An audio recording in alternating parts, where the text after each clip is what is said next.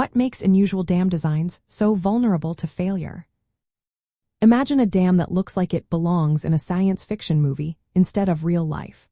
Unusual dam designs often catch the eye, but they can hide serious risks. When dams are built with strange shapes or methods, they tend to have more ways to fail. This is because they don't follow the usual engineering rules that have been tested over many years. These unconventional designs often lack built-in safety features and redundancies that standard dams have. Without these safety margins, stress from heavy rain, earthquakes, or even small shifts in the ground can cause them to break.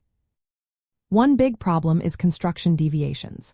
For example, the Edenville Dam in Michigan was built in the 1920s using methods that didn't match the original plans.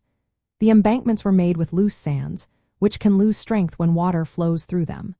The steep slope of the east embankment made things worse because it increased shear stress, making failure more likely. When construction doesn't stick to the plan, it creates weak spots that can give way under pressure. Another issue is raising dams in stages over many years. When this happens, the materials used early on can become brittle and less able to handle stress. One tailings dam was raised 10 times over 37 years. Over time, the materials stiffened and weakened. During a heavy rainy season, the poor drainage, steep slopes, and degraded materials caused the dam to collapse. Unusual designs often skip thorough geological investigations. If engineers don't study the foundation properly, they might miss cracks, faults, or weak spots. For instance, a dam failed because uplift pressures caused cracks in the foundation, which led to dislodgement. Similarly, the Malpasset Dam cracked and collapsed because faults in the rock behind the abutment weren't properly checked. These unseen foundation issues can turn into big problems when water pressure builds up. Unconventional spillway designs are also a common weak point. Spillways are built to carry excess water safely past the dam. If they're not designed well or get blocked by debris, water can spill over the top.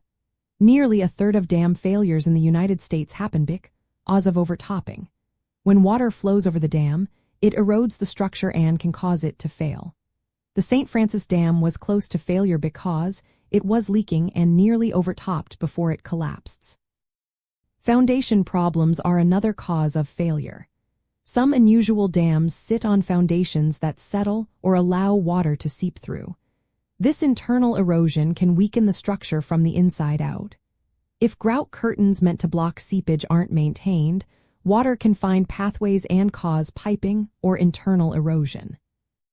Lastly, many unusual dams don't get enough hydrologic analysis. Engineers might not fully understand how much water runoff to expect during extreme storms. The Edenville Dam failed when the lake level rose well above the usual high level because the water inflow wasn't properly evaluated. When a dam isn't tested against the full range of possible water levels, it becomes vulnerable during unexpected floods. The main problem with strange dam designs is that they haven't been tested or refined like standard ones. Each unusual feature adds new risks that engineers might not fully understand. When these dams face stress from high water, earthquakes, or storms, they often fail because they weren't built with enough safety margins. The combination of construction issues, poor geological studies, weak spillways, and inadequate hydrologic planning makes these dams more likely to break than those built with proven methods.